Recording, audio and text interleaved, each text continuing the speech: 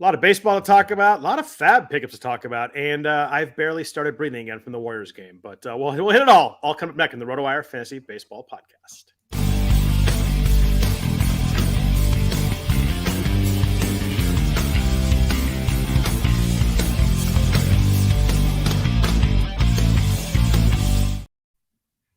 Happy Sunday night, everybody. Welcome to the RotoWire Fantasy Baseball Podcast, sponsored by Rival Fantasy. We appreciate Rival Fantasy for the sponsorship of the podcast.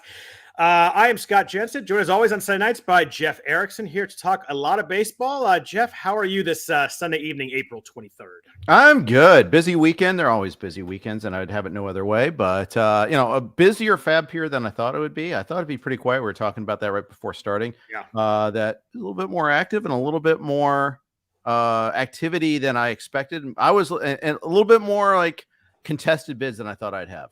Me too. It was a little more spendy than I thought. I don't know if spendy is a word, but I thought I kind of thought I would slide some guys through, and there were a lot of people that are on the same guys. I lost some really close bids, which is always frustrating. I've won some close bid lately, but you lose by $1 or $2, it's kind of frustrating. But we'll talk all about that. Jeff, we had some big news in baseball this week. It seems like my A's are potentially moving to Las Vegas. There's been rumored for a while. But it sounds like they're kind of turning their backs on Oakland and moving on. Isn't it kind of? It's not just. It's all but official, right? I mean, at least they're committed to building the stadium, and you're not going to build a stadium without a team. So committed to being committed, I think maybe a better way to put it. I mean, they still have to get a lot of money passed in public funding, but I'm kind of disgusted by the whole thing. I'm not going to rant on it too much because I know people want to talk about fantasy, but like the way this ownership treated the fans have been the fans of the franchise forever. Like, I get it. Teams move and nobody understands it. I'm old. I get it. Baseball's a business. Stuff happens. You got to make money. The city of Oakland is not without fault. The A's fans are not without fault. But this is like the way they treated people the last 18 months just grosses me out. The president, the owner, like they intentionally tried to lose these last 18 months. I kind of joked about it at the beginning of last year. I'm like, I think this is Major League. I think they're trying to lose, but they actually were trying to lose. They're trying to make a point that Oakland, can't support a team. And what's kind of gross is like this stuff matters. I get that it's not, life and family and friends and your job. I get it, but baseball matters to people. Like you look at my life and you look at like a photo album, you're not going to go more pages when you don't see a picture of me at the Coliseum or me wearing A's gear or something like that. Like I wouldn't.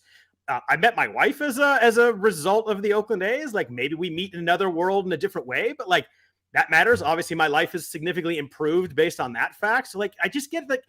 This ownership group and the president like treated these fans like just absolute garbage. That's what upsets me. Like the Warriors moved. They moved from Oakland to San Francisco. That's a business thing.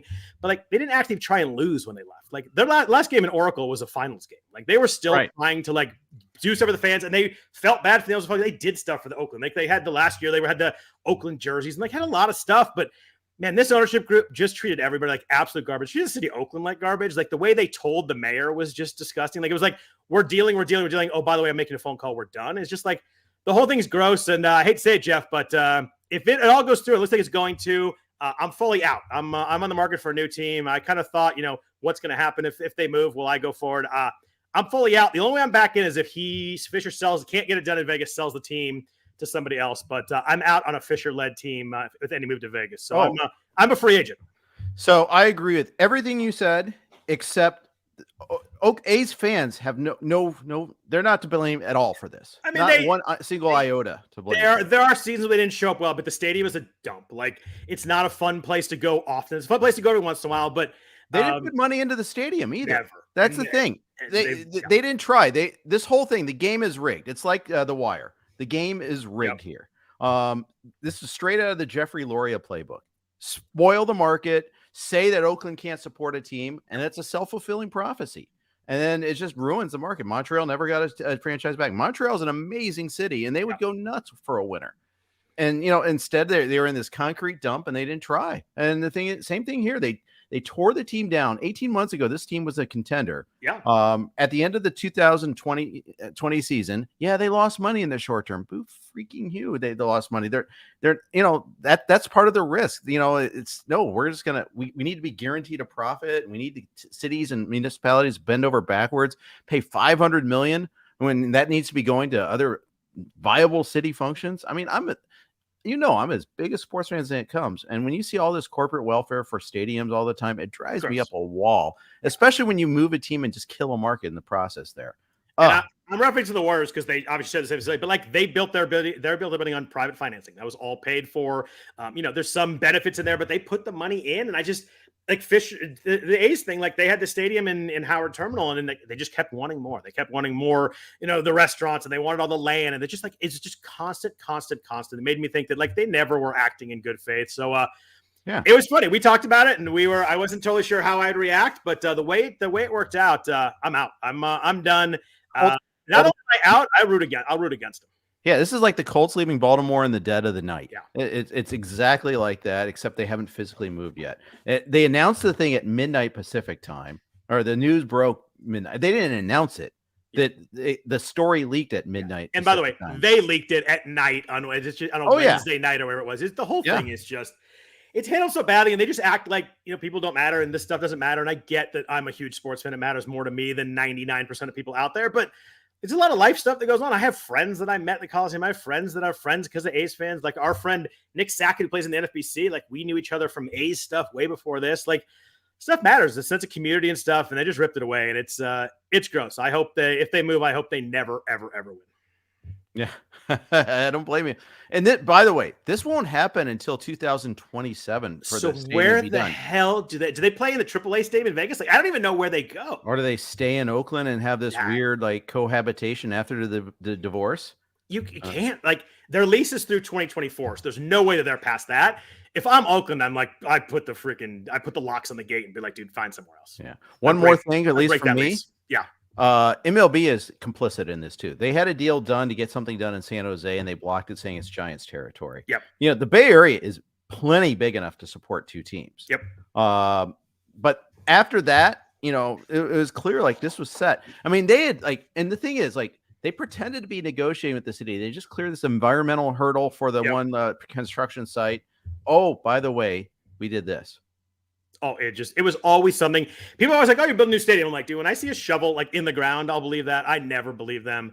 The team president's a liar. Like there's just no way around it. He's just kind of gross. The way he's been like doing all these things from Vegas the last couple of years, like showing how great the fans are. Like the whole thing is just gross. So it's disgusting, but let's move on. Let's talk fantasy. All I'm going to say is thank goodness for fantasy baseball. I would be maybe pretty disillusioned on the sport right now if I was just an A's fan, but obviously I love fantasy. Right. I love baseball. I will watch plenty of games. I will watch other teams. I will root against the Las Vegas team to be happy. I don't know who I'm going to pick as a team, but my daughter's 7, so if she gets into it, I think we'll just pick a team together and kind of go from there. All right. Very good. Yeah.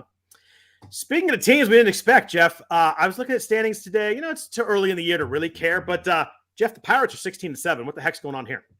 They played the Reds 4 games. That helps. I set you up too well for that. Yeah, you did. No. And the Rockies this week, still eating glue. Hey, nice weekend for both of those franchises. Reds, I think, scored 3 runs this week, maybe 4. I mean, I think they're 0 for 7,000 in runners in scoring position. And you look at that lineup, you can see why. But the Pirates are doing great with run prevention this year. Yeah, their bullpen. Colin Holderman's been great. It's not just Bedard, who's been who's been awesome, but it's like their whole bullpen. And bullpens like they come and they go. I don't know if this is a formula to last, but it's a formula to do well in the short term when you get these guys that are all pitching well. Dwayne Underwood has been a hero for this team. If you look at his numbers so far this year, solid pitcher, 116 whip so far. He picked up a save the other day. It's just little things like that. It adds up. I mean, only 1 walk heading into the day. So, little things like that. They're not scoring. They're not like a tremendous offense. There's an injury in the on the T-Wolves right now. Someone's writhing on the ground. I think that's Towns, which would be to form. But anyways, sorry. You're like a second and a half ahead of me, so I saw it happen as it happened. Oh, it's Kyle Anderson. Kyle Anderson. Yeah. Yep. Brutal. Gobert did not do it, just in case anyone's wondering. Yeah, are we sure about that? Can we confirm? It is friendly fire though. It got raked across the face by a teammate there. But yeah. Anyway, sorry. The offense is. I mean, you look at their offense, you're like, yeah, this can't sustain. But like Connor Joe is smoking the ball. You look at some of his hard hit numbers. Dude is raking right now. He's got a 51% hard hit rate, a 14% barrel rate right now, hitting 357. Just looking really good right there. Rodolfo Castro feeling okay for O'Neal Cruz. Carlos Santana, old man, doing some good work. Jack Sawinski, 3 home runs and 2 stolen bases this week. I know it was in cores, but like what a huge week for anybody that picked him up. The offense can't sustain. You look at it, there's not enough names here, but it's fun when a team like this starts well. I think we'll look in August and they'll be bad still, but it's kind of fun for now. Yep. Johan Oviedo was available in one of my 12-teamers. How aggressive would you have been knowing that he gets 2 starts this week? The second of which is against the Nats. First one's against the Dodgers. But he conquered cores last week. Yeah, look good doing it, by the way. His slider's good. Yeah, I knew. I'll spoiler alert. I wasn't aggressive enough. I did want him, but did not. Don't tell me yet. In a 12, I probably would have been in the 45 to 55 range for him. Yeah, and he went for 85. Yeah, I probably wouldn't have gotten there in a 12. Yeah, but man, I mean, it's a 2-step, and he's rolling. He's getting strikeouts. I mean, that's the thing. I mean, they're starting pitching, as Uncle Ted points out, 12 quality starts in a row. Yeah. There's like a couple of teams that have won all season. When you say a couple teams, I know exactly who you mean, but we won't go there. Vince Velasquez pitched Red well. Sox, obviously. Ronzi Contreras pitched really well. He looked really good last week. Mitch Keller's pitching well. Rich Hill pitched well last couple outings. I mean, they're putting together. The Vince Velasquez thing is interesting because he was someone who used to have really good stuff. Has struggled for many years, but he looked really good. Really good today. 10 strikeouts, only 2 hits and 2 walks. Looked really sharp today. Yeah, I'm not really willing to buy into him, though. He had a 5.12 and 150 where his ratios heading into this game. He just got to face the Reds today. I'm not really going to give him a whole lot of credit for that. Yeah, although but the last 3 starts, he given up 0, 3, and 0 runs. He had a 5 in there that kind of skewed it. But last 3 starts, 23 strikeouts. Last 3 starts. Yeah, that's true. I'm still not buying. Yeah, but I don't blame you. I think we've been burned over him in the years. But one of those starts at the Cores, the other one was at the Cardinals. So a little bit maybe real. There's someone I'm gonna be watching this week. I think that maybe one more start, and I'd look there. But okay, let's look at week 5. We got it's crazy. We're already in week 5, but it's a big week in baseball. We got 13 teams with 7 games. 10 of those in the AL. The Orioles, Yankees, Rays, A's, Rangers, Angels, White Sox, Tigers, Royals, and Minnesota in the AL, and then Atlanta, Miami, and St. Louis in the NL. We got a lot of games this week, Jeff. It's fun. It feels like it's one of the biggest weeks so far. Yeah, and I love that. We got one team with 5 games. The Padres. Yep. Padres and Giants play a 2-game series this weekend, and they don't play on Friday. I don't know why. Did you read up on that at all? I have not seen it. I saw the schedule, and I'm like, oh, it's opening day, but obviously it's not this season. It feels like it's a weird setup. Maybe they just scheduling tweak. They need that's the only way to get to 162, but it's rough. Yeah, I hate it. I hate it too. It's like you're going to look on Friday, and I actually think about it because I have some Giants in the main event. And I kind of platoon them in and out, and I'm like, oh, I pretty much can't use any of my Giants next weekend because a 2-game weekend is tough. Yeah, it is. It's really tough. And our friend Uncle Ted mentioning that Harold Ramirez has a lot of multi-hit games. Uncle Ted. Harold Ramirez is the only guy I have all 3 of my main event teams, so I know it very well. It was a fun Harold Ramirez week. I bet. Wow, good for you, man.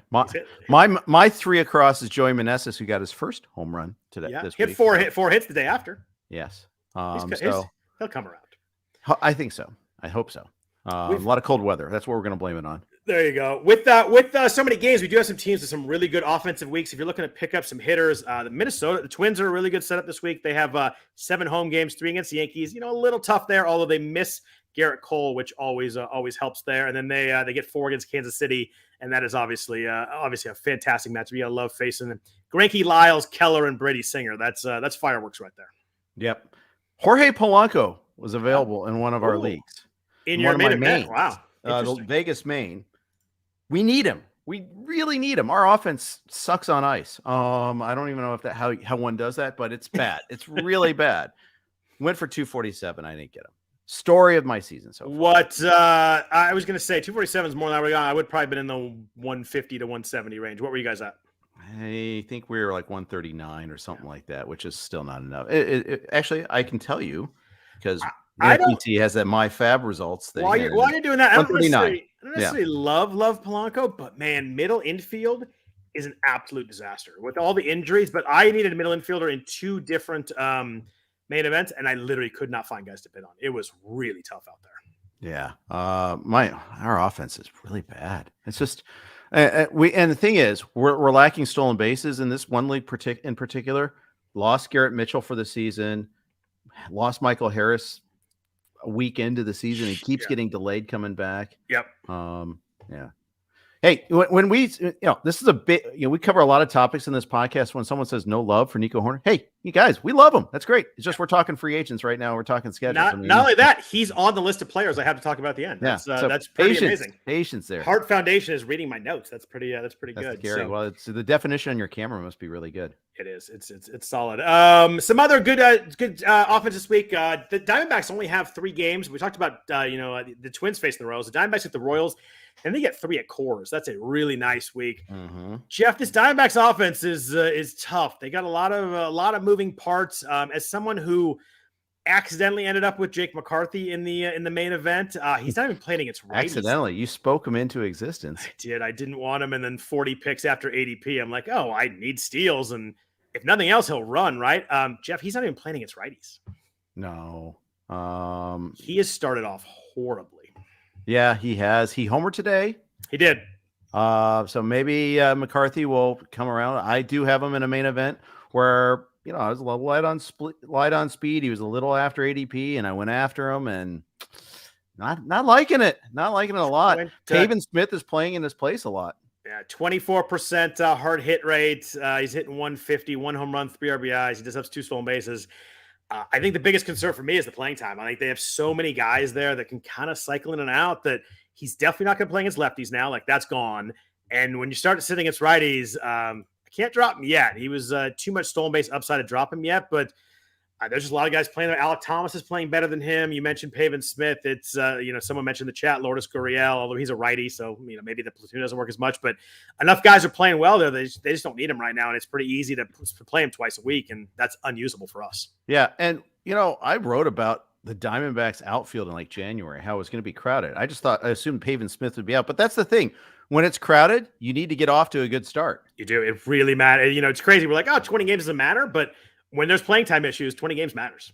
Yeah, absolutely. Ask Nick Gordon.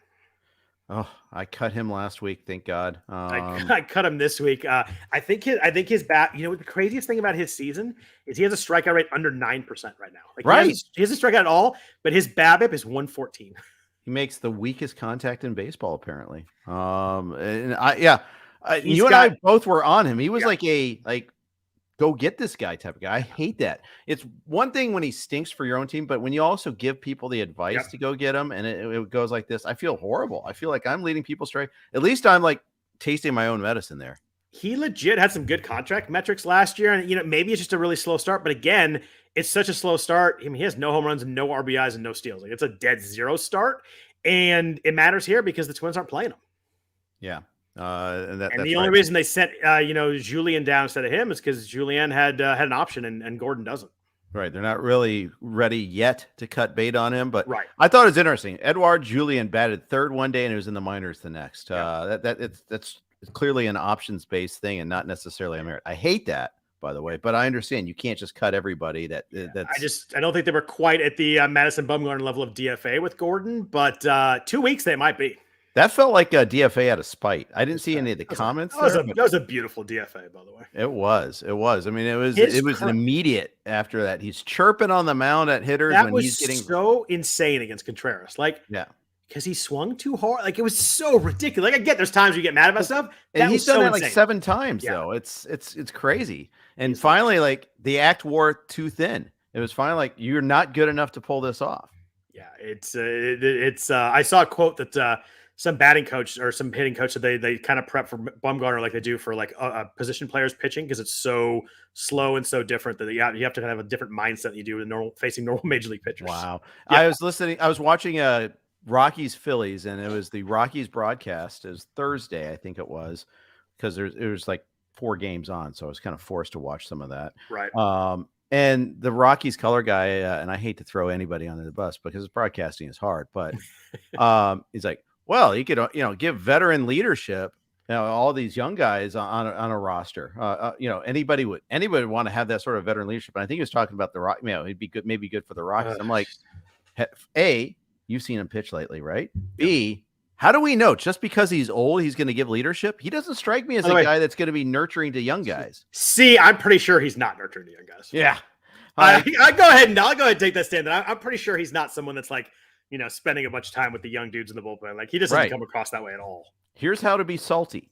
This is what happens when you give up a home run into the bay. Say, you yell at the player hitting it for looking at it for a nanosecond. Yeah, he went sideways fast. I mean, it's I doesn't talk about, is he a Hall of Famer? Just based on the posting, it was insane. I think his posting numbers are bonkers. He won the World Series of the Giants single-handedly, but he's not a Hall of Famer. His peak is too short. Yeah, I agree. Let's see some other good offenses here before we move on to FAAB. The Angels were looking really good this week.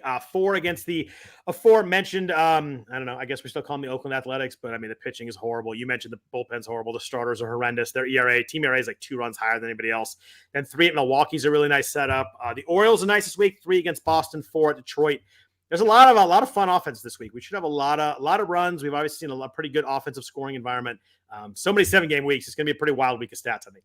It is, and I want to see. I don't want to see my guys get crushed. I've had too many of those lately, but at the same time, I'm looking for lots of games. We don't have a Patriots Day game tomorrow, thank God. That's and of course a rain delay on top of that in that game, and just 2 of them, one at the start and one in the game, so it totally ruined the starts there. In the case of Brian Bayo, he ruined it. He ruined his own start, but still, he also got exceedingly unlucky in that game. And Ohtani had his start washed away, which is tough because it was 2 start weeks, so people use him as a pitcher instead of a hitter. But the second start was so good; it made up for it. It totally made up for it. It's funny because that first game at Yankee Stadium on Tuesday, he homered and stole, and everybody's like, "Oh my gosh, I can't believe I played him as a pitcher." But he threw such a gem the second one that it was awesome. Yep. A lot of chatter in the chat. We do like to see that. I saw Christian Bethencourt named. He was drafted. I drafted him in the main event, so he's someone that I like too. But let's get into FAAB. But first, a note from our sponsor for the podcast, Rival Fantasy. A new MLB season means it's time for a new kind of daily fantasy baseball. Rival Fantasy is the fantasy platform reinventing the way daily and weekly games are played, and they brought new games to the ballpark this year that fantasy players won't find anywhere else. Rival Fantasy games include Fantasy Bingo, head-to-head player challenges, and Fantasy Book, where users can select over-unders for 2 to 5 players. With games like this, daily fantasy has never been better. Right now, RotoWire listeners can get a $50 protected first play. That means if you win your first play, you keep your winnings, but if you lose your first entry, Rival Fantasy will fully refund you up to $50. Go to play.rivalfantasy.com/signup and use code RotoWireMLB at signup and deposit a minimum of $25 to get your first entry on Rival protected up to $50. Now's the time to step at the plate and become a Rival today. Welcome to the arena. So Jeff, let's start in starting pitchers tonight with FAAB. The clear biggest bid this week across the board went for over 175 in all 3 of my main events. He was the biggest bid in each one. We talked about the A's a bunch. Sorry about that, but Mason Miller with the A's, the young prospect that they called up. It's a really wild call up because he's thrown like 30 innings in the minors, so it's hard to figure out what's going on here. But insane stuff. He was throwing like 101, 102. Slider's pretty good. You look at stuff plus for his first start, up there among the elite guys, but innings are the concern here. He last threw a bunch of innings in college. He started out a Division III guy and wasn't that good, and then he found his stuff, found his velocity, moved up, threw like 90-something innings in whatever it was, 20, I guess that'd be 2021 before he got drafted. And then since then, had shoulder injuries, hasn't pitched much, had never thrown over 65 innings in the game until the first game with the A's. I think he threw 81 pitches in that game. What did you do with Mason Miller? Because obviously the stuff is there. The velo's there, but who the heck knows if he ever gets a win? And that's just not the team. That may be like, I don't know how many times you can throw 5 innings either. Yeah, I was only keep him honest bids. Not even the Fred Zinke second place type, which is different. He distinguished between keep him honest and finishing second place type bids. Regardless, I was nowhere near getting him. I knew I wouldn't be. And it's all about the team. It's not about him. I don't even think people might not be making a mistake on this, but I think they are because I just don't think he gets wins, and we need wins in this format here. I think you're going to see a lot of 4, 5, and 6 inning outings at most. And then you got the legendary. I think 6 is at most too. Then you got the legendary A's bullpen, which is legendary for the wrong possible way. You mentioned the lack of inning accumulation. I think they're going to totally load manage him. I usually hate load management, but like a guy like this, you have to, right? Like absolutely. he threw what? He threw like 16 innings last year. Like, he just didn't throw at all. Like, there's no way he's throwing more than like 75, 80 innings, right? Yeah. Maybe 100. Same sort of concerns we had about Grayson Rodriguez earlier is like, they're going to find ways to manage his workload a little bit there. Skip a start there. The A's are going 6-man rotation. There's that. So how many times are you going to get a 2-man? I don't know if they're doing that long because Fuji's not good. But yeah, that's true. I mean, I guess I was going to say, who did you put in his place, but they don't have to. That's the whole point, I guess. Yeah. And even Grayson threw 75 innings last year. Yeah, exactly. It's a lot different than 15. Yeah, Fuji's ERA is 14.40. Holy gosh. I wasn't kidding. Caprillian's 12.33. And he's at the bullpen now. Every time he comes in, I just chalk up 3 runs in that inning. It's wild. Oh my gosh, it's brutal. JP Sears had 10 Ks in his last outing. Looked pretty good, actually. I have him in a main event. He's the only guy there that I think is mildly intriguing. I actually think JP Sears is going to be worth rostering in a 15-teamer. Have you chucked Waldichuk? Gone. Yeah. It's weird because the swing and miss used to be there. It's not there right now. Without the swing and miss, it's yeah. Rough. What do you have? Yeah. Someone asked in the chat about Mookie Betts and his positional eligibility. He is 3 games at second base away, at least in NFBC format. So 10 games to subscribe to get a new position. He's still 8 games away at short. We only played 2 there. So, but he's 3 games away from second base. That'd be an interesting middle infielder pretty quickly. Absolutely. And I think that he got like the first 2 extra base hits for Dodger shortstops this year today. That's a pretty awesome stat right there. Yeah. And the Dodgers, by the way, like for all our complaining about their offense, they're like 4th highest in WRC plus. I mean, and well, by their way up there because when Max Muncy homers twice every single day, it helps. Yeah, it does tend to help. Or James Outman does it when he doesn't. He is. I talk about the best value so far. My God, Outman's killing it. I love Outman. Yeah. It's funny how both Outmans, pitcher and hitter, do not live up to their name. For their respective. And as far as I can tell, James Outman's a nice guy, and Josh Outman is not. Yes. I want to talk about one guy who was not available in NFBC leagues, but obviously we're talking about a wide spectrum of leagues here. You play in a lot of leagues. We all play in different leagues. Logan Allen in Cleveland pitched really well today. You got to be careful not to pick up the Logan Allen that's on the Rockies because there are two Logan Allens out there. They used to both be on Cleveland. That's right. You're right. The other Logan Allen's well. He was like kind of a buzzy guy like 3 or 4 years ago. People liked him coming out of. He was the first one. Yeah, the first Logan Allen is now in Colorado. The second Logan Allen is pretty nice though. I mean, looked really good today. Pitched well for the Guardians. Were you in any leagues where he's available? What were you doing with him? So I was in AL Tout Wars, and nice. And you got Taj Bradley there last week, right? So you spent a bunch of money. Did. Okay. So I lost Jeffrey Springs basically, and that's so. And I get FAAB reclaim at least. So like because I bought him in the auction, I get like 10 times his auction salary. So I paid 15 for him in the AL only auction, so I get 150 in FAAB back at least. I like that. Yeah. It lessens the blow, and then after the All-Star break, you get to then it only gets half your auction, so it's times 5 instead of times 10. But anyhow, because I went and got Taj Bradley last week, I wasn't going to be that active on Mason Miller. Besides the other reasons why, and Logan Allen went for $4 more than Mason Miller. Oh wow, Logan! And it wouldn't have been the case if it weren't for today's outing. 100%. I think I would have bid more on Allen too. 183 versus 179. The problem, I think, when it comes to Logan Allen is he's got a lot of competition in the Guardians farm system, let alone when their injured pitchers come back. You're also talking about Gavin Williams. You're also talking about Tyler Beebe. Those, yes, it just happened to be a perfect timing for Allen to get the call. And I think he's maybe, he's coming from AAA as opposed to AA.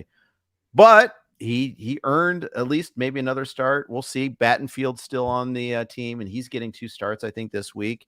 Maybe. We'll see. I actually don't think he's going to.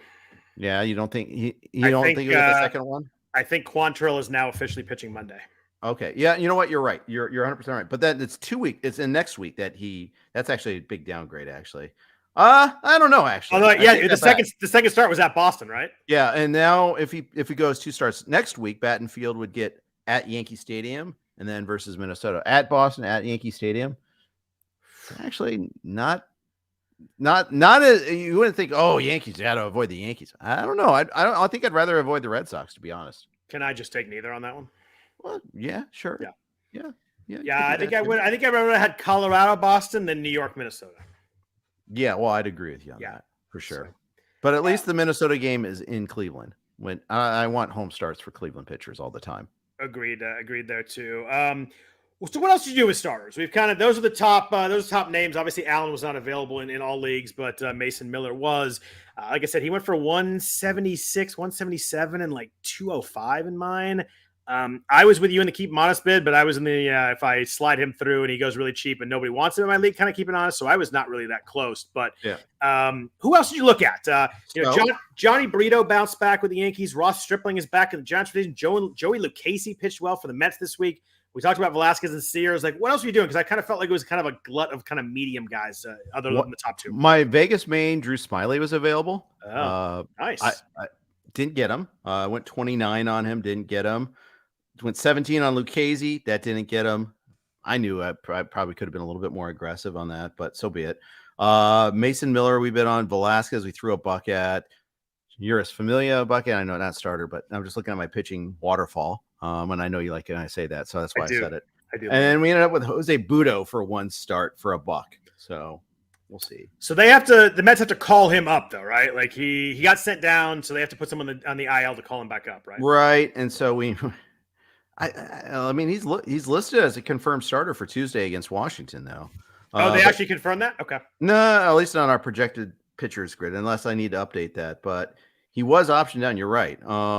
They have to put someone on the eye because Scherzer's spot does not count. They have to play a man short. On their official site, they have TBD for Tuesday. Okay, so I see the blue dot next to him, so I might be wrong about that then. Yeah, I just looked at their site. They have Senga for Wednesday, Lucchesi for Thursday, and Josiah Gray against TBD on Tuesday. So, and the thing is, they don't play until Tuesday. There's not that many teams off on Monday, so we'll have to. But you'd think random 12th reliever to the IL would be pretty easy, right? Yeah, I think so. They could find. Yeah, it's the Mets. They can afford it too. So I figure they'll do something like that. We'll see. I mean, it's a travel day for them. They just they played the Sunday night game. Probably fly overnight, so we probably won't hear anything until game time Monday night at the earliest. All right, a fair rebuttal from our friend Paul Spohr talking about Mason Miller, talking about how you don't have to be good all year to be worth it, and I understand that. He said low to mid hundreds. He went more than that in my league. He mentioned 90 to 100. I think 90 to 100 is going to be high. I don't think he's going to quite get that high, but my concern more is the 4 inning starts than it is the not pitching in August and September myself. Like I'm fine with that. If he was pitching 5-6 innings for 3 months, I think I'd love it, but I think it's gonna be a lot of 3 and 4 inning outings. Well, they'll hold him out of the playoffs to maintain that low inning count. Sorry. Low blow, Jeff. Low blow. Let's go to the Stratford. Not the week for low blows in Oaktown. I'm so sorry because my team sucks so bad too that I am fully in full joke mode, so we're good. So there were some interesting names in 12 teamers. I felt like the 12 teamers had some. Yusei Kikuchi is about 49% owned there. Matt Strom off a really good start, 35% on there. Griffin Canning, who's throwing really hard, stuff looks good. He's 20% owned the 12 teamers. I felt like this is a week where the 15 teamers were kind of meager, but there's a lot of interesting guys kind of mid-owned that just kind of break out in the 12 teamers. Yeah, that's right. And some names that you'd be surprised at. Kyle Gibson struck out 11 in his last start. He did. And he has a 2-start this week. And it's a good 2-start. Kyle Gibson gets freshman, and the Baltimore's just playing all these bad teams. It's been great. No, he doesn't get a 2-start this week. He gets Detroit this week. Yeah, and then Kansas City next week. Yeah, that's what I was pointing at. So I'll go with it. So I got him, which was nice. That was in the 12. Griffin Canning has 2 steps this week, I think, or 1 this week and 2 the next. I forget which, but no, it's 2 this week because the Angels have 7 games. I would have gotten him had I not gotten Gibson. I think Kikuchi was on my list. Colin Ray is a guy that do you trust?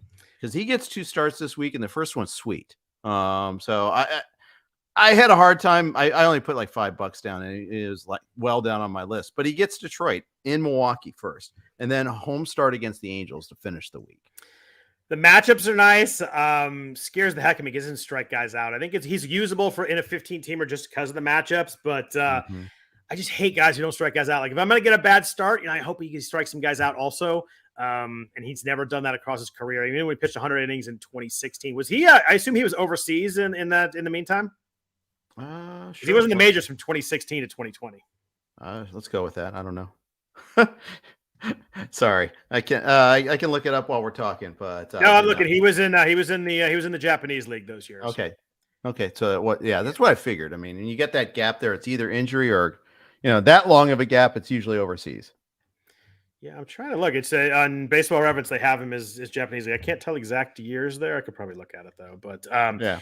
He's been a little all over the place. A lot of minor leagues there. Yeah, he was in Japan in 2021. It looks like for sure, and then more in the minors in 2018 and 2019. Mm-hmm. Yeah, so it's it's one of those things you just strictly playing the matchups on that one, and sometimes you got to do that. But yeah, I don't know if I'd watch that start. Yeah, I don't know if I would either. Someone in the chat was asking about Kyle Bradish in Baltimore. He was 100% owned in the main event, so I was not in on him. I think he was available in some online championships leagues. Where are you in Bradish now? Because he's only been back for a couple starts, but the second one was really good. He pitched at Washington, good matchup there. But 6 innings, 5 hits, 1 walk, 6 strikeouts. Looked really good in that start. He's someone that was interesting last year. Was super unlucky in the first half, super lucky in the second half. It was a weird year for him where the second half looked really good on paper, but the kind of underlying stats weren't that good. So I eased off my interest a little bit. But that first start against Washington looked really good. Gets a 2-step this week. Boston on Tuesday. That's going to be pretty telling. Now it's in Baltimore, so it's better than being in Boston. But there's been some slugfest in Baltimore until this week, when all of a sudden, no one could score at all. But then he gets at Detroit though on Sunday. You got like that. Detroit's got the highest K percentage in baseball right now, or at least heading into today. So you get the possibility of a bunch of strikeouts. We had you have to hope Javier Baez is back because you really want him in the lineup for the strikeouts. Yeah, maybe you do. He'll swing. We know that. He will swing. Someone asked in the chat about Chris Sale. He had 2 starts this week. Man, I don't know what Boston's doing. He pitches on Monday, which you think, but right now they're in a 6-man. Tanner Houck pitched really well his last start. Brian Bayo's in there. Whitlock's in there. Until they get rid of Kluber, I think they might be in a 6-man at the moment. I got to start Sale because if he pitches Monday, there's a good chance that something happens. They skip somebody. He pitches again on Sunday. So you got to use him. But I think it's a good chance that the 2 steps not till next week. Their ace right now is Tanner Houck with a 4.29 ERA. He's actually pitched pretty well. It probably is. Sale actually looked really good his last start. I thought that was easily the best he's looked. For sure. But my God, Corey Kluber, 8.50 ERA. Yikes. I mean, at least Whitlock and Bayo are working their way back from injuries and things like that. And so they haven't pitched as much. But, wow. This all along, we knew the pitching was going to be a disaster. It's just the degree to which it's a disaster is pretty amazing. Yeah, someone asked the chat about Tommy Henry, who filled in the rotation when Bumgarner went out. I wouldn't read too much into that based on, Brandon Pfaadt's obviously the guy. They're just kind of trying to slow play him a little bit, it seems. I don't know. Tommy Henry doesn't do a lot for me. He hasn't had a really good history. Looked really bad last year for Arizona, ratios that would have smoked you. I'm not all that super interested in Henry. Yeah, the fact that he pitched last year in the bigs might be why he got the call first too, because he's on the 40-man. I think it was a 40-man procedural thing in there too. Yeah. And I'm not even concerned too much about getting strafed at Reno, just because Reno is like pitching on the moon. I worked for a baseball team in Reno for 3 months, and I couldn't believe some of the guys that hit home runs up there. Yeah, we had a fan come out during a game and hit a home run to win everybody in the park cell phones. Wow, what a promotion! I hope there was some insurance on that one. We did it all year, and no one ever got close. And towards the end of the year, we're looking for guys that literally could really hit. And it ended up being the third baseman's brother, and he hit a bomb on the third pitch and way out of the park. It was place went nuts. I mean, place went nuts. 1,500 people there, but the place went nuts. Everybody got free cell phones. It was pretty good. Of course, you had to sign up for an account, so I'm sure it wasn't that good of a deal, but it was pretty fun. Yeah, exactly. It was, the thing is, Pfaadt got hit pretty hard in his first start. He gave up 4 homers in his first AAA start this year in Reno, and some of that's there. So yeah, I mean, you have to take that with the appropriate grain of salt. But yeah, Henry's getting the first chance, and he's lined up for 2 starts this week. I still think Pfaadt's the guy you want to own in the long run. For sure. Second one for Henry's in Coors too. Yeah. So good luck with that. Yeah, Godspeed there. What about relievers? It feels like another week where we're not getting that big reliever push, Jeff. Jose Alvarado is kind of the big one, but he's pretty much owned everywhere. He was available in a few 12-teamers. Obviously, if he was available anywhere, that's a super aggressive one. He looks like the guy in Philly right now. They're kind of getting a little lined up in Philly. It seems like Seranthony Dominguez pitched a lot better this week. He's kind of the 8th inning guy They're using Alvarado as the ninth inning guy pretty consistently right now. Kimbrough got a save Saturday. Yeah, I think they're both unavailable, maybe. I think they both pitched on Friday. Right. And then Alvarado need a little help to finish and mop up today, but that I wouldn't worry too much about that because he's been so darn good. Yeah, I got him in my 12. I got him in my online championship. Did you really? How much did you pay for him? Did you got him this week? Yeah. Wow. Yes. Tonight I overbid a little bit because, first of all, he's awesome. I think it's rare to find a pitcher that is like pitching that great and is getting saved. A good team. I mean, a team that we expect to be a good team too. 231. Runner-up bid of 142. I know Jason Collette won a narrower one in his 12-teamers, beat Jason Collette like 110 to 101. How badly did you need closers? I need them pretty badly. I mean, I have a bunch of crappy closers on my team. So it's like one of those where like, I could, and I'll tell you what I had. Again, my teams are bad this year. So why are you listening to me in the first place? I don't know. It's April 23rd. I do not believe in a bad team yet. Scott Barlow, Ronaldo Lopez, and Alex Lang were all active in my roster this week. I would have paid what you did for Alvarado. Yeah, 5 saves on the season. And I also had Quijada on my bench. I mean, I'm just like looking for things, looking for love in all the wrong places. For that, by the way, with the 6 earned runs on Saturday night. Oh my goodness, that was bad. That was rough. He was really, and he got the save the day before, and we're like, okay, he gets it 2 days in a row. We're making ourselves a stew here, and then he got.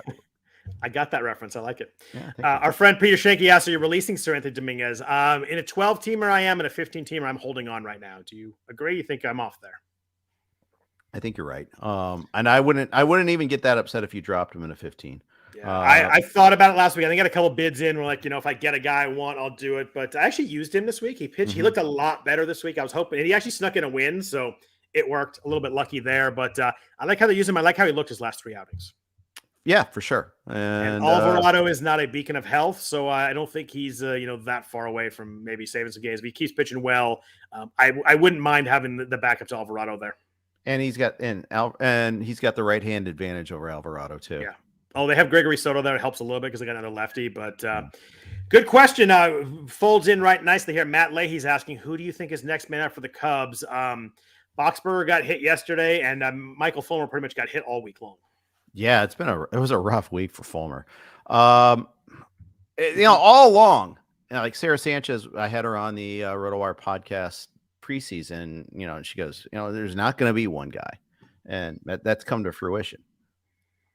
By the way, Sarah's got a podcast, it's FAAB-based podcast. I'll be on her show tomorrow about 5:00 Central Time tomorrow. Nice. I don't know if it's live. We might be just recording and it coming on later, but I will be on her podcast, which will be FAAB-based. Yeah, the interesting name out there, a guy who strikes out a ton of guys. They called up Jeremiah Estrada, who was kind of the, if you want to go with closer of the future kind of thing. But you look at his minor league numbers, dude has been nasty. He had a 38, 39% strikeout rate last year, maybe a little bit higher. I'm kind of combining the numbers on the fly here. ERA under 2, a whip around 1. I don't know if they're quite ready yet to throw this guy out there, but he's not that. It's a good spot for them to take a shot because it's these guys are not pitching especially great. I would think Boxberger gets the next op, but man, it's rough right now. Fulmer looked awful this week. Yeah, I was still kind of holding out some hope for Edward Alzolay because the swing and miss was so good earlier this year. Still good. 13 to 3K to walk heading into the day. I don't know if he did anything today, but nonetheless, 8.84 whip. The team has so many soft tossers, pitch to contact guys. You're looking for guys that can miss bats when you're looking for closers. That and guys that don't walk anybody. Yeah, I would if I were them. Alzolay is the name that would interest me. And I know they brought in the veterans, but Alzolay was really good. He was a starter in 2021, and since he's been in the bullpen, not a lot of innings, but he's been really good. I mean, the whip's been under 0.85 in those outings. It's pretty interesting. Yeah. Jeff, a Reg question in the chat. Someone asked Jose Alvarado or Graham Ashcraft. Hard to compare those guys because they play different positions, but it depends what you need, right? Yeah, pretty much. The thing about Ashcraft is he's still not getting a ton of strikeouts and no change in the swing and miss. That's the thing. Like still like 8.9% swing and miss. That was 8.8 last year. Okay, so it was marginal. Yeah, but he's still not striking out a ton of guys. And it seems like the strikeouts are even going down a little bit. Boy, this basketball game got close, by the way. It's now a 1-point game. It did. I looked up and it was 9, and all of a sudden it's not. Yeah, so there you go on that. I think I get the frustration with dealing with Ashcraft too. I mean, it's just because again, you get the same issue. You're not going to get a good bullpen behind him. Not going to get a good amount of run support. He lost against the Pirates this weekend. The defense isn't even that good behind him either. So I get it. Someone else in the chat was talking about dropping Alexis Diaz. Just because I think he needed a hitter, but I get it because the Reds aren't providing a whole lot of save chances. Yeah, it's I would not drop him yet either. I still like the pitcher. I want to ask you about the Astros. It's been, if you have drafted Ryan Presley, it's been frustrating. He's either missed some outings here and there, and then he's a little bit sore. He can't go back to back, and whenever he can't go back to back, they get a save the next day. He's got one save so far, and granted, again, it's April 23rd, but you're behind the eight ball on some people that have 7-8 saves. I mean, Josh Hader has 8 saved. I think Romano has 7, and he was drafted a little bit after that range, but not far after that range. They said today that there was a quote. Someone had I forget who. I'm going to mess this up. I'll look who it was, but someone had a quote that actually had a transcript of Dusty talking out. He's like, yeah, the pitching coach told me he was just a little bit sore, but it just seems like it's always something with Presley. Maybe he's going to turn out fine, but Brian Abreu is pretty darn good in that bullpen. Yeah, he is. And I look. He's been, although he struggled a little bit today too. He got the save, Abreu did, but he put 2 guys on, then got a double play ball. And that kind of just stopped everything. But he was wild a little bit, and that's the one thing. Abreu is he is unhittable, but sometimes you just don't swing. And that's always scary with a closer because he walks that first guy and it becomes right. A circus really quick. But 43% strikeout rate so far. He's a 36% strikeout rate like guy last year. I think Presley's still the guy, but it's been a frustrating start, and you worry that maybe there's something up with him. You hope that this soreness is just that, but it's a slight concern there. Yeah, a little soreness. Oh, that made me feel so much better. Yeah. Definitely. I mean, and you always hope I hope he's a little bit sick or under the weather because that's way better than someone's soreness. But yeah, and Presley's not that. He always shakes his arm. It's fine. No problem. He is 34, missed time last year. I had him in the main event last year, and he was really good. But when you miss those 15 innings out of a closer, it hurts. He had 33 saves, so he still was really good. But that'll be an interesting one. You really hope that the next time they get a save, he's stepping up because you don't want to miss him anymore. Yeah, that's right. Let's talk about hitters in FAAB. But first, a note from our sponsors at Vivid Seats. Baseball is back. Swing into the MLB season with Vivid Seats and score tickets to all the hottest matchups and biggest games of the year. Every crack of the bat, every deep center fly ball to center field, and every heart-pounding double play of your favorite team live and in person. Plus, with Vivid Seats rewards, now you earn rewards with every single purchase. Each ticket you buy gets you closer to the reward. Just buy 10 tickets and simply cash in your credit towards the 11th ticket purchase. It's just that easy. A pro reward tip, if you buy tickets for your whole group, you split the bill and make progress towards your free 11th ticket even faster. From behind the plate, or if you like sitting in the upper deck, Vivid Seats has great tickets for all the 23 games that matter to you. Just visit vividseats.com or download the app today. Vivid Seats, experience it live. See vividseats.com/rewards for terms and conditions. Also, a few sponsors from our notes from our sponsors at the Blue Wire Network. We thank you for indulging us there. Jeff, what did you do with hitters? We kind of talked about a couple of the Pirates. They were definitely at the top of some bids. Jack Sawinski and Connor Joe.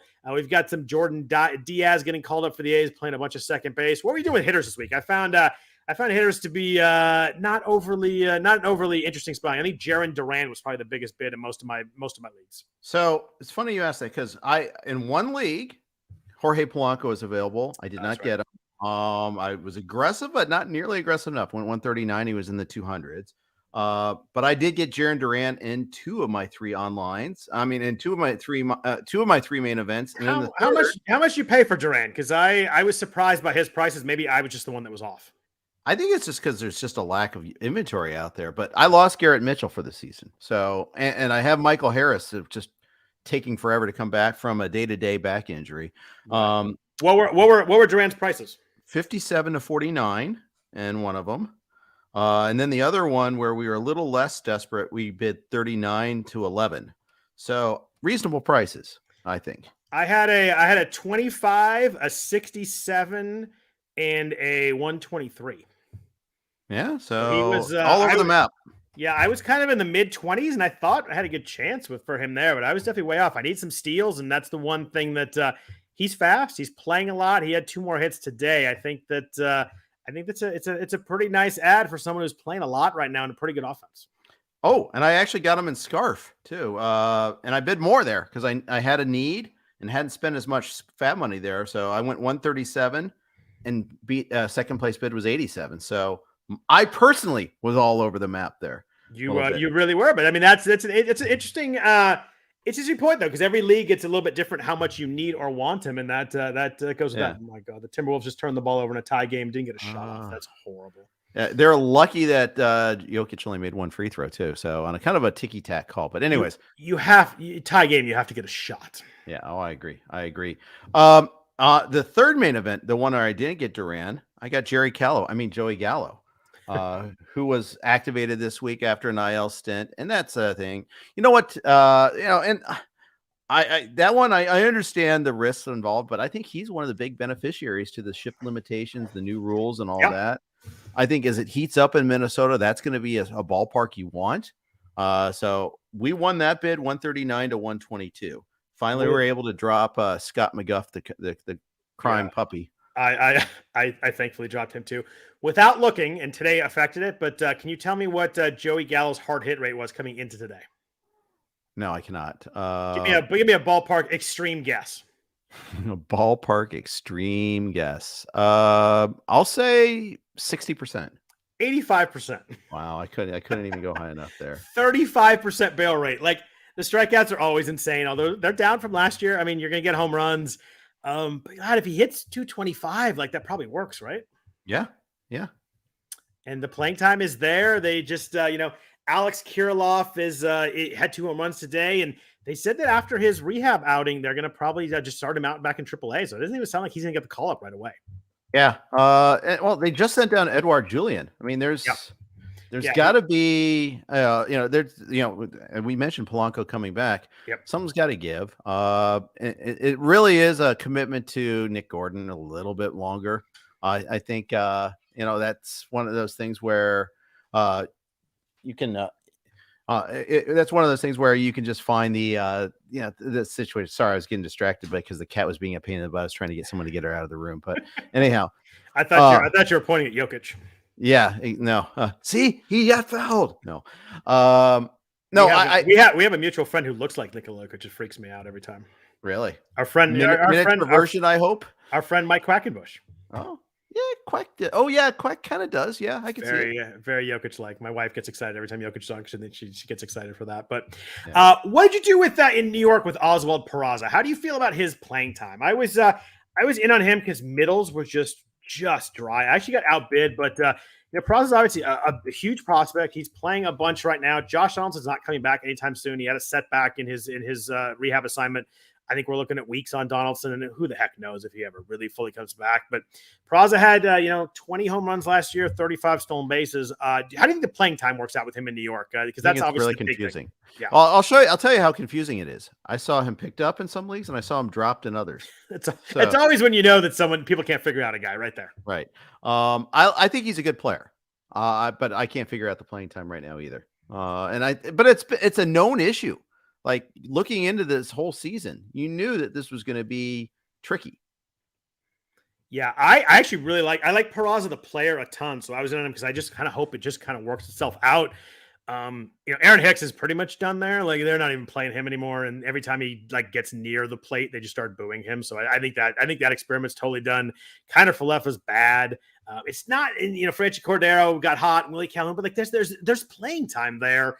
And I just think if they're smart, they just let Peraza. I'd like to see them just let Peraza play for a month and see what happens. And if it doesn't work, then you figure something out. But I'd love to see them give a run and just kind of go with it.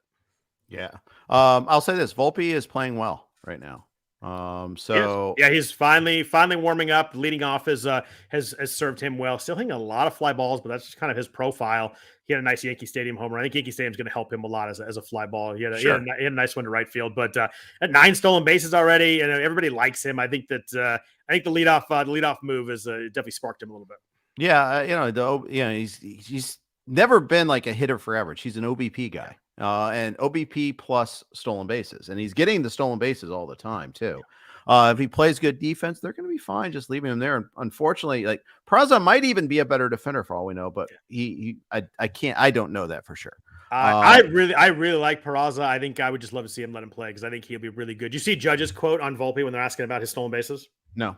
He hit second right by him. He's like, does it bug you? He's jumping around everything. He's like, I told him to run every pitch. I want to see you run constantly. I loved it from Judge. God, I love that. He's like, I'll hit, you run. That's what you do. That's how, if you're on second base, a single gets me an RBI. Like it was like, yeah, that makes sense. Like, don't worry about that. Just hit. The opposite of the Madison Bumgarner salty approach. Yes, exactly. I find Judge extremely likable. I know he's on the Yankees and people don't like that, but I really like Judge. Any other hitters? Any interest in Corey Julks in Houston? I read a piece in the Athletic today. I'm gonna forget who wrote it, but pretty much he's. I think he's up to stay. That's not in the lineup every day, but this is someone with a huge power bat. And steals too. He was 31-22 in the minors last year in AAA. Strikes out a little bit too much. He struck out a lot so far this year, but he's only 22% in the minors last year. He actually hit 270. This is someone who hits the ball hard, and if he were to kind of carve his way to playing time, Chas McCormick's on the IL and not expect to be back in the minimum. Julks is a pretty interesting upside bat if he could just find his way to carve out consistent playing time. Yeah, I see like the hard hit, but I also see the 18 Ks in one walk. Yeah. And the 18 Ks are okay. You can go, but I think that'll work itself out. The one walk is it's definitely concerning. He's got one. Right. I mean, the jokes could be on me if I don't get him anywhere, but I see you shaking your head on that one. I shook my head hard on that one. Yeah, but sorry, it's it had to be done. I understand. I like the fact that you look at his last 2 years and that the K rate's down in the low 20% and the swinging strike rate is under 10%. So like, I very much think this first time through could be seeing major league pitcher for the first time, and maybe he doesn't like get down to his full minor league numbers, but maybe he adjusts down in between somewhere. And if he's at 24-25% and swing and miss 11%, I think that his power really plays. Yeah, 429 BABIP coming into the day there too. Just keep that in mind. Yeah, he ain't gonna hit 327. There's no doubt about that. Yeah. One other sidebar here. Let's hear it for the older prospect. The guy that gets his debut at age 27. I'll say this: they are more likely to handle the other stuff that comes with being a big leaguer for the first time. Maybe a little bit more emotionally mature. Things of that nature, as opposed to a 20-year-old might get overwhelmed. I mean, I think sometimes you do see that, like the older guys, they may have a much lower ceiling, but they may start off with a lower floor because of that age. Speaking of emotionally mature, like with the NFL and NHL in Vegas, like that's one game and you're out. 3 and 4 game series for teams visiting in Vegas are going to be a circus. It's like we talk about basketball, that Vegas. The LA back-to-backs never loses. Yeah. Vegas could be crazy as far as that goes. Absolutely. But it's so much easier in those sports because you play your game and you're done. It's a 1 game series in basketball or in hockey and football. But man, teams are there from Monday to Thursday in a 4 game set against whatever they call the Vegas team. That's going to be fascinating. Yeah. By the way, Aces is already used. By the way, guys, come up with a different name. That's the WNBA already has the Aces. So there's no way they don't. There's no way they don't keep A's, right? I think they keep the A's. Yeah, I do too. I think it's between Philly and Kansas City, and I think it's just one of those names you probably just keep. Yeah. I'd like him to change the name and like go to red and black or something and just completely call it a day. Yeah. In the chat, a couple people brought up Leody Taveras, who's getting a lot of playing time right now. I don't know. I think he was, and he's very thinly rostered in the 12s. I'm trying to look at the mains to see what he was, what his rostership percentage was. But in the 12 teamers, he was very available. 91% rostered in the mains coming in. So there's like 5 leagues that he was available in there. But would you be interested in him at all? I actually drafted him in 1 league late, and I dropped him when he went to the IL. I just needed the roster spot. He's hitting the ball hard, which is a little surprising for me. He had 3 hits today, which I think people are asking about him. He's hitting 265 now. He had a stolen base today. It was his first stolen base. The key with him is he's still young. Like, this is someone that was a pretty big stolen base prospect that a lot of people liked as someone that could come up and steal and not be a guy that had no batting average or no pop. So yeah, mildly interested. hasn't done a lot yet, but I think he's someone that's worth rostering and owning in a 15-teamer, especially if you need steals. I would definitely do that. In a 12-teamer, it would be a team dependent thing. If I needed steals, I think he's someone that I could add. I mean, you could see him getting 25 steals in this environment pretty easily. Yeah, I'm still waiting for the Bubba Thompson ascendancy for stolen bases, but I guess that's not happening. I'd much rather have Leote than Bubba. Let's put it that way. Yeah, for sure. A few news and notes before we jump out of here. Some people mentioned the chat about Logan O'Hoppe. That was a really rough one. He's out 4 to 6 months with a torn labrum in his shoulder. As someone who tore their labrum in their shoulder, I feel for Logan. It's a long road back, but he will be back. But obviously a drop across the board in all fantasy leagues, which is too bad because if you grabbed him, when he was first going down in the minors, he came up, he looked really good, and that's a tough one to lose when you get kind of a gem like that and you lose it pretty quick. Yeah. I realized the extent of his injury because I didn't end up getting him. I want him almost everywhere. And then there was the rumors of him getting sent down and I didn't get him. But I realized the extent of his injury when I got an email notification. Someone posted they did the FAAB reclaim and tout wars for him. I was like, oh, that's probably 60-day IL. Sure enough. Yeah. Brutal. Yeah, there's just, with that surgery and stuff, there's just no way back quicker than that. Speaking of the catcher market, Will Smith on the concussion IL at the moment. We mentioned him last week. He's still on it, doing better, expected to back, not expected to be back before Friday, but it sounds like maybe another half week. But again, as we talked about last week, this is just an injury you can't, it's really hard to quantify. When he's back. But until then, he took a bunch of balls off the face mask, and it's tough as a catcher. Yeah, and you just never know with the time frame on concussions. Could be 3 days, could be 30 days, could be 3 months. We don't know. We're talking about the Angels, Logan O'Hoppe, Appleway Chiropractic in the chat. Joe Adele went cold. Yeah, that's what Joe Adele does. I was going to say that exact comment. That's so funny. Joe Adele hit 6 homers in a week, and then you'll never hear from him. He won't get a hit for 3 weeks. As someone who liked Joe Adele last year and was wrong, I don't think I'm going back. Yeah, and when they pointed out he was tearing it up in Salt Lake, well, that's like being big in Japan as a rock star. You know what? It just you're big in AAA, you're big in Salt Lake. This is a weird week where we had a number of pitchers that got scratched or had injuries and then came back and they're actually fine.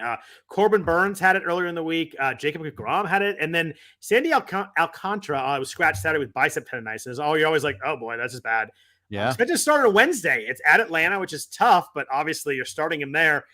It's weird that I think I'm so used to anytime a pitcher gets hurt, I assume he's out a month or two, and all 3 of those guys came back really quickly.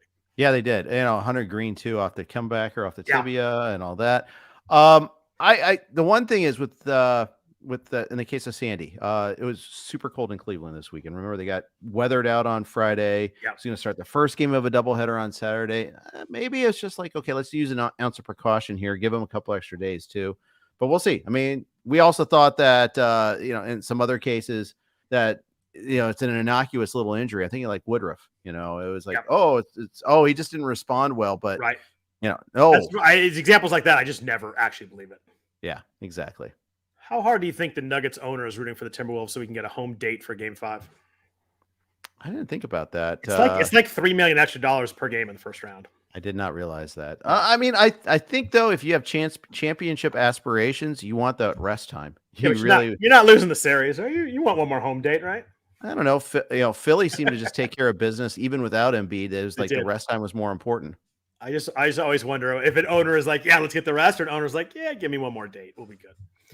I think it depends on which owner you're talking about. John Fisher definitely wants the extra date. Yes. Justin Verlander threw 43 pitches in a sim game, which is really good there. Seems like he's making progress. It really feels like they're just being really safe with Verlander. It's early in the year. It seems like he's progressing in the right direction.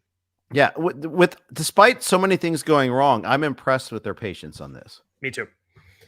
Matt Leahy asked the chat about Will Smith. We just hit Will Smith. He's expected to be not back before Friday, but it sounds like he might be playing this weekend coming up. Tony Gonsolin, speaking of the Dodgers, expected to likely to start on Wednesday. He's coming off the IL. It's at Pittsburgh, Jeff. The mighty Pirates 16-7. I assume you're throwing Gonsolin off the bat here. I don't know necessarily because you're not going to necessarily get strikeouts or length in the game, right? You might get a 4-inning outing in his first game back. So it has nothing to do with the opponent, but it might just be a little ounce of precaution first start back. I'm gonna go ahead on this one and say that you're right. I just saw that he called him. They're likely build up for around 4 innings, so I actually would not use him. Yeah, and it's just, I mean, he got delayed a couple times in his rehab. And I always try to, The longer a guy is out, the less likely I'm going to activate him for his first time back. When Dave Roberts said, they asked about Gonsolin, he said he's the likely start Wednesday, called him the best option. That's a ringing endorsement right there. Well, and the thing is, that's because Grove got hurt and stunk before that. They're missing guys, and he'd be built around 4 innings. So I take it back. I would sit him this week. I'm not. I'd definitely pick him up if he was available. If you're playing in a more shallow league where he's available, I would definitely pick him up. He's always a guy that has a good ERA, a good ratio guy. But I'm waiting 1 more week on him. Yeah. MJ Melendez left early on Sunday with lower back tightness. I hated this one, Jeff. He's a catcher. I couldn't pick up a third catcher. I just have to hope. It sounds like it's day to day, and he's going to be okay. But I don't know. If he goes on the IL, it'll suck. But it's a catcher. I wasn't going to add a third one. Yeah. Yeah, I got him in Tout Wars, and I didn't even bother bidding on a catcher. I didn't either. I didn't have a drop, and I was like, I looked at the catchers, and it was Jose Trevino and Austin Nola and Martin Maldonado. I was like, do I need an 0 for 16? I'll just take the zeros. Yeah, come on. But he's so great defensively. So that means nothing for us. All right. It does not. Every time you look at Maldonado, he's 150 for the week with maybe a home run every once in a while. Tim Anderson got some decent news there. He's nearing a rehab stint. He fielded grounders and ran sprints on Saturday. Sounds like maybe we're a week away on Anderson if everything goes well. Obviously, as we've seen with many guys with rehab stints, it doesn't always go smoothly. But it sounds like if things go well, we could be a week away from Anderson getting back in the lineup. Yeah, I'm still hoping for Friday, but it's just in a 15-team mixer there where you're trying to replace a shortstop. It's tough. I have 2 of them, and I could not. I used Edmundo Sosa this week, and then he got hurt and missed the first half of the week. Yeah, it's been rough finding shortstops. Michael Harris, you mentioned him earlier, did take part in batting practice on Saturday, so it seems like we're moving, but I think we're still looking at probably 10 days still. It took him forever to get to batting practice stage. Forever, yeah. He was like, oh, he's off a tee, and then batting practice. It's been really slow. Yeah, it has. Yeah. Someone asked the chat about Mitch Haniger and Jose Siri. They're both coming back soon too. I know that Siri I saw a highlight of him on his rehab stint today, so I imagine he'll be back pretty quickly. That's kind of all the really big names I had there. Jose Altuve, Jeff, is the other one. He's just ahead of schedule. They said they did not put him on the 60-day IL. It sounds like they made a good call there. I think we might get late May with Jose Altuve. So it's funny. The Astros swept the Braves this weekend, had a good series, but they're not really firing on all cylinders offensively. You look at that lineup, you're like, really? Yeah. So they bring some more balance back to it there. That was like your second Arrested Development call in a row. I like that one. Yeah. Yeah. And thank you. By the way. But yeah, they're just missing that link. And I got to get Jose Abreu out of the cleanup spot too, by the way. We've talked about him a bunch just because we talked about him last year with the main event and how slow it was down the stretch. It's been bad. Yeah. He does not look, he looks like the guy from the last 2 months rather than the guy from years before that. So far, again, it's early, but he is 36. At some point, you wonder it falls off, but he still has not homered. He has a 284 slugging percentage, Jeff.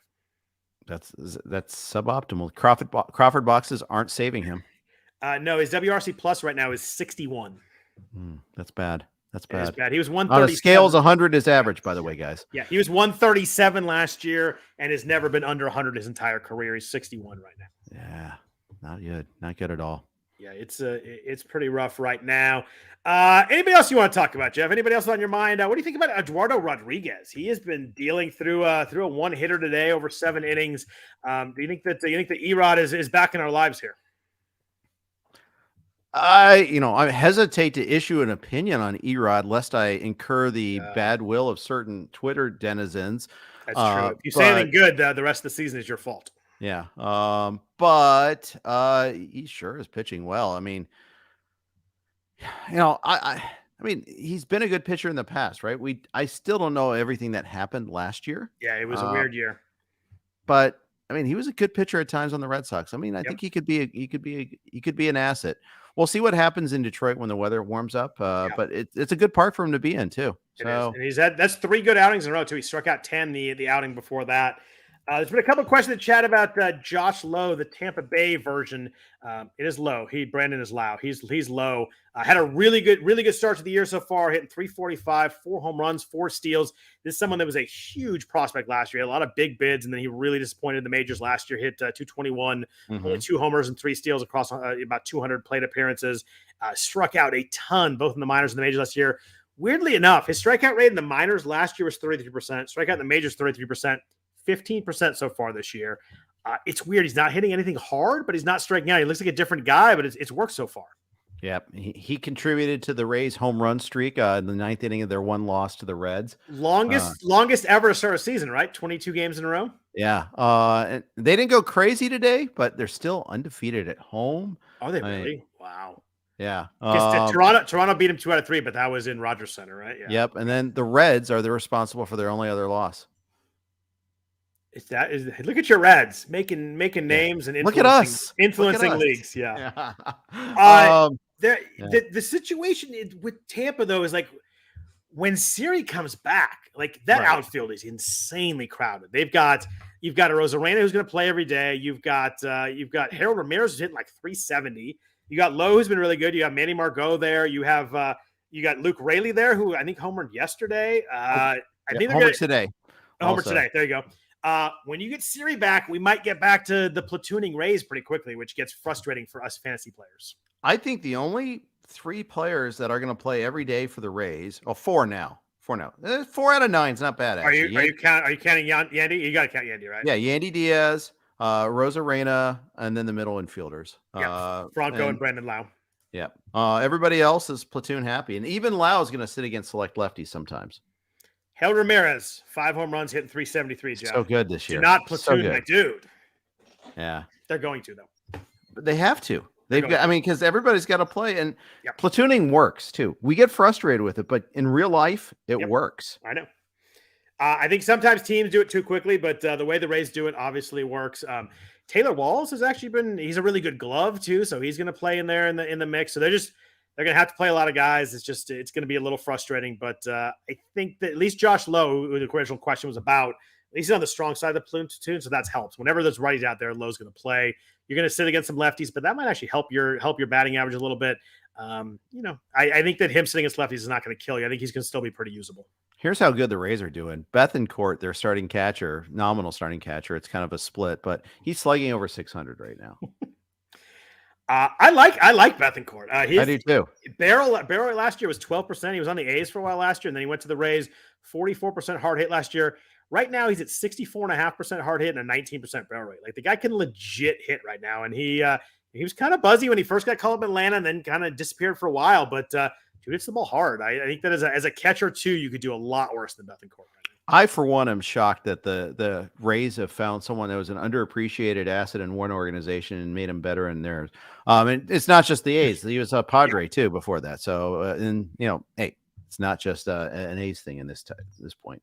The Rays are very, very, very smart. Yep. Before we get out of here, since someone asked about him, Nico Hoerner in Chicago has had a really good start to the year. Hit 355 with freaking 9 stolen bases, Jeff. I know he's not quite Ronald Acuna, who has now 12 stolen bases after stealing 4 this weekend. But Acuna's right there. He's hitting Hoerner's right there. Sorry, 9 stolen bases, 2 steals. How do you feel about him kind of going forward? I know the start's been really good. Obviously, there's someone that everybody really liked. I think everybody likes Nico Hoerner. He's a batting average guy. He went to Stanford, which means I like him. But he stole 20 bags last year, and that was his career high. Are we looking at like a 30 to 35 stolen base kind of guy? Under the new rules, maybe. I didn't think he'd really be the guy to benefit, but 2 things have happened. One, he's playing every single day. He's batting leadoff, so he's in a good spot too. I think that's one of the things. He had such a weird start to his career. Remember, he was done in the minors for the season, and then they had like 2 guys get hurt in the middle infield. So the Cubs called him up after like he had wound down, and then like, we're like, oh, okay, he's gonna be ready for next year, and then he wasn't. Saw very little of him again. Finally, he established himself as a regular, full-time, everyday player last year. Was really good down the stretch, and then this year he's now the guy. And he was, there's draft pedigree. He's a first-round pick in 2018. So it's just he came up so early. I mean, he came up, played those 20 games in 2019, and we saw very little of them in 2020 and 21. 20 obviously was, well, 20 was, saw plenty of them in 20. That was 48 out of 60 games. So, but in 21, he didn't play that much. I think he got hurt for a while. Now he's the guy. Clark Olson with leading the Stanford Junior University. I love it, Clark. You're the man for that one. I appreciate that. Are you buying the Cody Bellinger bounce back, Jeff? It was like, yeah, got a couple of hits. He's now hitting 300 after today. I don't know. I don't know. My answer is I don't know. 14.1% strikeout rate right now. How? Hitting nothing hard. He's just making contact. It is the strangest profile right now. He's a 31% hard hit right now. And yet he's slugging 539. Yeah, because he has 5 homers, and when he's hit hard, he's really hit hard. He's got 4 stolen bases. It's weird. He's not striking out. He's walking, but he's not hitting the ball hard. I have no idea where this goes in a month. I usually have pretty good opinions on guys. I have no idea where we're looking at here. He could hit 200 the next month. He could hit 300 and not hit the ball. I have no idea if he's like a complete different approach. If he's just trying to not strike out and make contact. I have no. It's a weird setup, but he's changed his swing so many times. I just have no idea what to expect here. But you drafted him. It's worked out really, really well so far. The only place I drafted him was in the XFL, which was in November, and he was just kind of on the cheap. This is before the Dodgers even parted ways with him. Do you guys have any sort of copyright infringement issues now that the XFL is back? No, I don't. It's not a for-profit organization, so we're fine. You've been watching the XFL games, Jeff?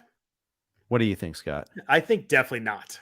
Yeah. Well, honestly, hey, bully to those that are so football oriented that they're thirsty for football and they want to watch it. That's great. That's who the audience is for.